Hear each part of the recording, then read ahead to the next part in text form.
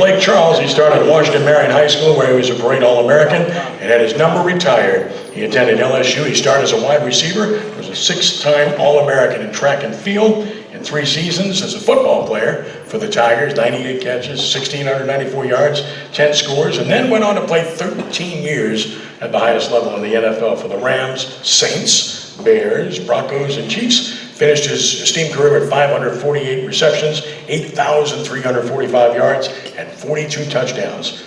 Of course, LSU is now 5-1, 2-1 in SEC play. The Tigers play at Vanderbilt Saturday morning special at 11 a.m. Please give a very warm welcome to one of the greats, Eddie Kennison. Eddie?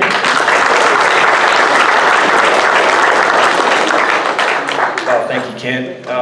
I'll be brief because I had a different thing in mind when I came here, that I was going to have a Q&A, because it's very difficult for me to, but I'm gonna change it. I'm gonna do a little bit of both. But before sports, y'all, my greatest accomplishment was giving my life to Christ. 2001. That's my greatest accomplishment. Thank you. So with that being said, if no one has told you today, let me be the first to tell you, I love you with the love of Christ. There's absolutely nothing that you can do about it. And I hope that each and every one of you have a great day. My second biggest accomplishment was having 3 sons. My oldest son, he's 27 years old. He's in the Navy. He's a starting point guard for the Navy basketball team. And he can fire a gun from 300 yards, and he can pick off a dime out of your hand. So I don't mess with my son. I call him sir now. My middle son, he's 23 years old. He's training athletes. He's also training to be a bodybuilder. At 23 years old, I probably played with 6% body fat. This kid is like 3% body fat. It's unbelievable. I also call him sir. I have a 12-year-old son who I'm raising. We live in Baton Rouge now, and he's playing soccer, running track. I just can't get him to play football, but I'm trying. He's just not there yet. But thank you to the Great New Orleans Quarterback Club for allowing me to come and speak on behalf of LSU Louisiana and my career. So thank you guys for hearing me out just for a couple minutes. Like Ken said, born and raised in Lake Charles, Louisiana, parade All-American there. My number was retired. It was the first jersey retired at Washington Marion High School in Lake Charles. Went on to LSU. 1992 is when I got there. Played 3 incredible seasons. I left as a junior. I was a 6-time All-American in track, and won a national title in track my freshman year. Left LSU and went on to play 13 years in the National Football League.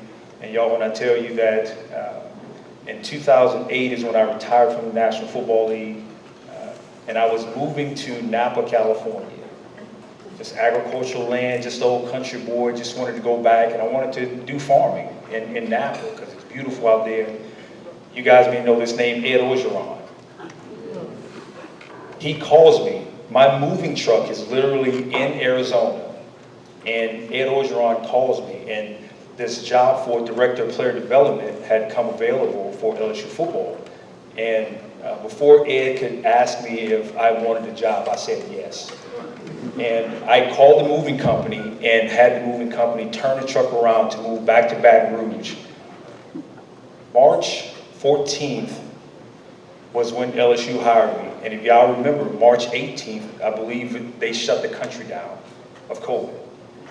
And it gave me an opportunity to step into this role of player development for LSU football with our players, and learning how to navigate this thing called life and football, and now the pandemic that was going on. And that's what brought me back to Louisiana. And for the love of football, for the love of sport, but more importantly, for the love of our young men and athletes that play our sports so beautifully to this day. And that's a fine, by the way.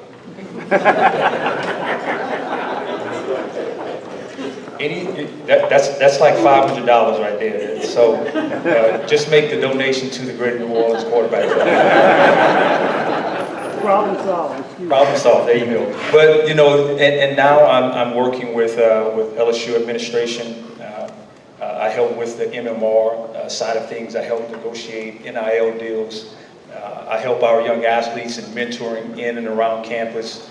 And it's been a beautiful transition for me to be back in Louisiana. I just recently, because I was gone so long, y'all know how Louisiana food is, right?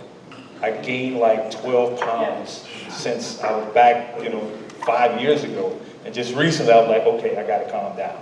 So I lost the weight, man, and doing great. And it helped our young athletes just be who they are in and around campus, just showing up day to day. And that's what I love to do. I see our young man who just received the award today of a 4.3 GPA. You should probably be the mentor, and you should probably be the guy who is the poster kid for Louisiana athletes, boys and girls. It doesn't matter, bro. I commend you for who you are and the work ethic that you've put in. I don't know everything about you, but just seeing and hear, so congratulations to that point and what you do and what you will continue to do on a daily basis. So, yeah, and with that being said, I was really going to open it up, for like a little small Q&A about life, about football, about my career. So if there's any questions that I can answer, I'd love to do that. And I'm probably the most vulnerable person y'all will ever meet, so yes, sir. How do you rank the facilities at LSU compared to other facilities for student athletes? LSU facility is probably number 2 between the colleges that I've been to and the National Football League. Probably number 2. And just recently, LSU added on a part of football ops where they spent like $28.5 million for an additional, I guess we'll say training room, but there's sleep beds, there's salt baths, there's massage tables, there's a barbershop. I mean, this thing is unbelievable. If you've never been there, if and when you come to Baton Rouge, I'd love to show you what they have actually done since I was there. When I was there, we just had 3 football fields, and we had some silver ice tub that you had to put ice in to get in, and what the horses drink out of. That's what we had to get in. But today, brother, if I was being recruited in Louisiana as an athlete today, it would be very, very difficult for me to say no, not to go to LSU for any school, just because of what they've done in that space. But I'd say number 2 across the board, college and the National Football League, from all the stadiums that I've been in. That's tough. Kansas City just, in the last couple of years, they redid their entire facility. So I'd probably have to say Kansas City from the stadiums that I was in or played in. Yeah. Yes, sir. Who was the most impactful coach you had? I had one in high school, and you guys probably know this name, Robert Laverne. This when I was in high school. Robert Laverne was like my second father. College, I had Curly Holman. He was probably the most influential college coach I had. I had Curly and I had Jerry Ronaldo, but Curly was that guy. National Football League, and I still talk to this guy to this day. We talk a couple of times a week. That's Dick Vermeil.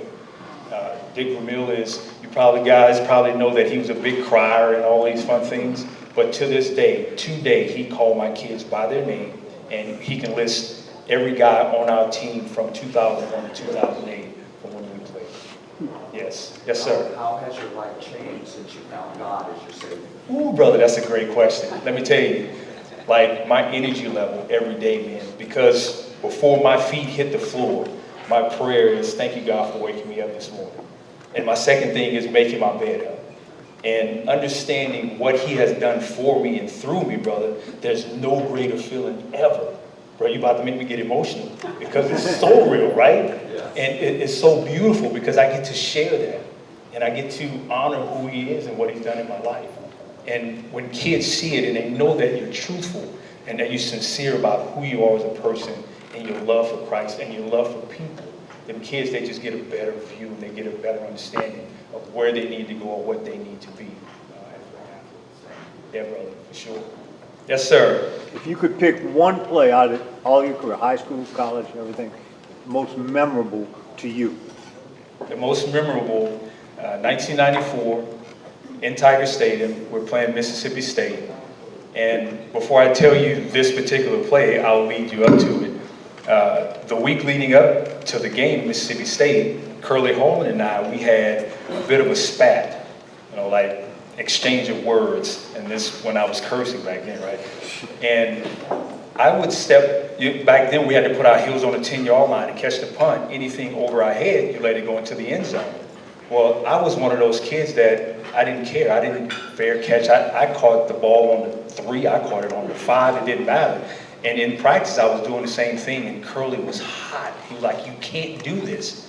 And so leading into Mississippi State, I was standing on the 10-yard line, and the punter punted the ball over my head, and the ball goes into the end zone. And I was leading up to that game, I was like, I don't care what Curly says, this is what I'm going to do. I picked that ball up in the end zone, and I ran it back 106 yards. It's only recorded as 100, but it's 106 yards. And that's the most memorable play in my college career. You really had to think about that one, huh? I had to think about it. And this is our meeting. Sorry, Ken, I'm going a little long, but this is our meeting like the next day. And if you can hear Curly's voice, Curly was like, well, if you're going to make a play like this, make sure the results are the same. I said, all right, Curly. And I ran a couple back, that year, but it's all. Yes, sir. What kind of impact did you have on NIL with these defensive backs that LSU got? Well, it's all in negotiating what the NIL dollars look like. And now that there's revenue sharing, it makes it a little bit easier because the kids, they know what dollar amount they're going to get from LSU or potential dollar amount from LSU, and then being able to connect them to the different businesses in and around Louisiana to help those guys understand the NIL dollars, and also understanding what they can, what they should do, and how they should do it, and understanding all of the benefits, all of the things that will or will not happen if you don't understand what your money is and how it's being spent, or the money that you're getting, helping them understand that entire process of the business aspect of it. It's not just fun. You just can't get $500 and go spend $500. You got to take your taxes out of that and do right with it. So that's been the fun part, helping them understand it, because it keeps me on track as well, and helping my game understand what I need to do as a person to be able to help them as well. Cool. Thank you guys again. I appreciate you.